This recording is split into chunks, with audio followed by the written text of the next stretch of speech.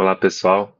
Nesse texto, a gente vai trabalhar um pouquinho a continuação do texto de questões de auditoria, associando essas questões de auditoria a algumas metodologias de avaliação conhecidas que a gente tem para fazer auditoria, que a gente pode aproveitar para fazer auditoria. Bem, então, no texto passado, a gente falou de diferentes questões, né, de auditoria. E agora a gente vai falar um pouquinho sobre os vários desenhos que a gente pode utilizar para responder essas questões. Bom, veja que primeiramente essas questões elas estão associadas a risco e cada risco vai demandar um tipo de desenho. Bom, vamos falar um pouquinho sobre o desenho experimental, tá? Esse desenho experimental eu nunca vi ser utilizado em auditorias, ele é muito bom em avaliações, porque ele testa mudanças causadas por uma intervenção, comparando grupos, né, que têm, que sofreram a intervenção versus grupos que não sofreram intervenção. Então, ela tem alta validade, ela permite identificar mudanças ao longo do tempo, só que ela é custosa, ela pode ser inclusive antiética ou inviável no contexto de algumas políticas, mas ela existe. Então, por exemplo, teve o trabalho do IPEA no Bolsa Família, que estava comparando os filhos de quem foi bolsista com a primeira geração de bolsistas, primeira geração que recebeu o Bolsa Família, para ver se realmente eles estavam ainda sendo bolsistas. Isso foi experimental, comparou um grupo com outro grupo, né?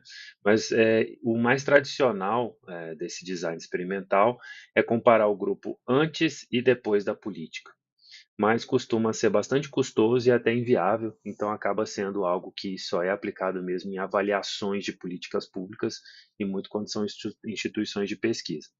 O mais comum é aquela avaliação que a gente chama after only, né?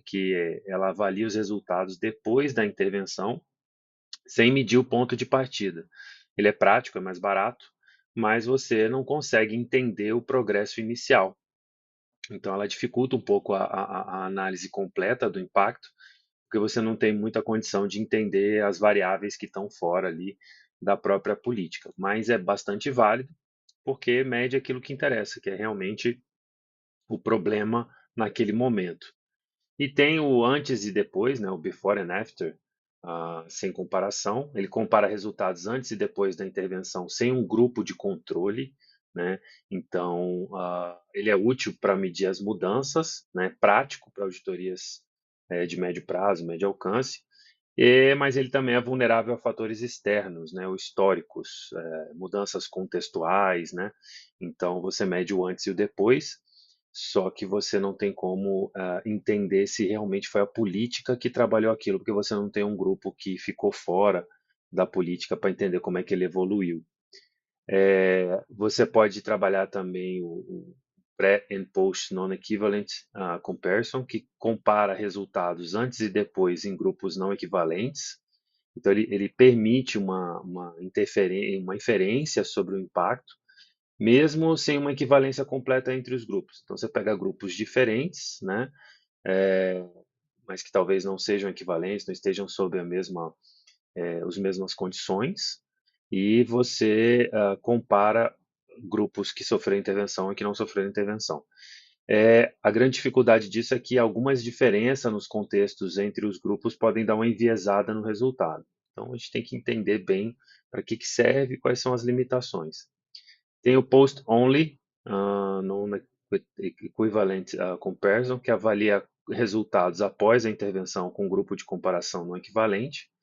Ele é adequado para análises ex post, útil em situações onde o recurso é limitado, mas com o mesmo problema, ele não esclarece o estado inicial dos grupos, dificultando aí uma análise de progresso.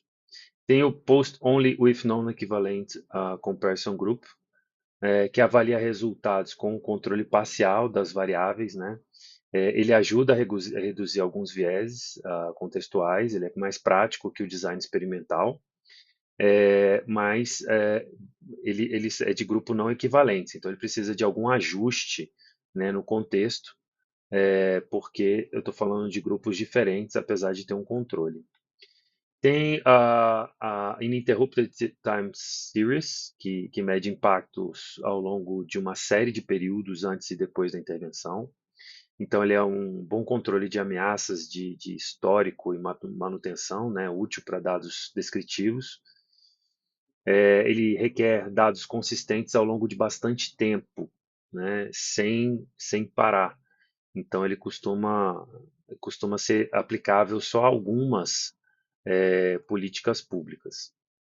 Tem o longitudinal e painel, que ele acompanha os mesmos indivíduos ou grupos ao longo do tempo, então que oferece dados ricos e detalhados sobre mudanças e impactos. Ele é bastante custoso, né, difícil de manter os participantes e a consistência ao longo do tempo. Tem o correlacional com controles estatísticos, né, que ele tenta isolar variáveis usando estatísticas para determinar correlações entre casos e fatores relevantes. Ele identifica relações importantes entre variáveis e ele é útil para padrões complexos. Só que ele não estabelece causalidade, né? Ele requer amostras grandes, dados bem estruturados, costuma ser bastante complexo. Você tem o Propensity Score Matching, que ele compara participantes com não participantes semelhantes em programas voluntários. Então, ele avalia o impacto com mais confiabilidade do que os métodos mais simples. Ele é útil em auditorias de políticas abertas, mas ele requer volume de dados e capacidade técnica para análises bastante avançadas. Outro, outro, outro design que tem é o cross-sectional, que é aquele que captura uma visão instantânea de um momento específico, né? Então, esse é o que a gente mais faz, né? Ele é rápido, ele é útil para entender a situação atual e acaba sendo o que interessa, né? Que é entender a situação encontrada, mas ele não fornece informações sobre mudanças ao longo do tempo ou causalidade em relação à política e o problema que ela quer tratar.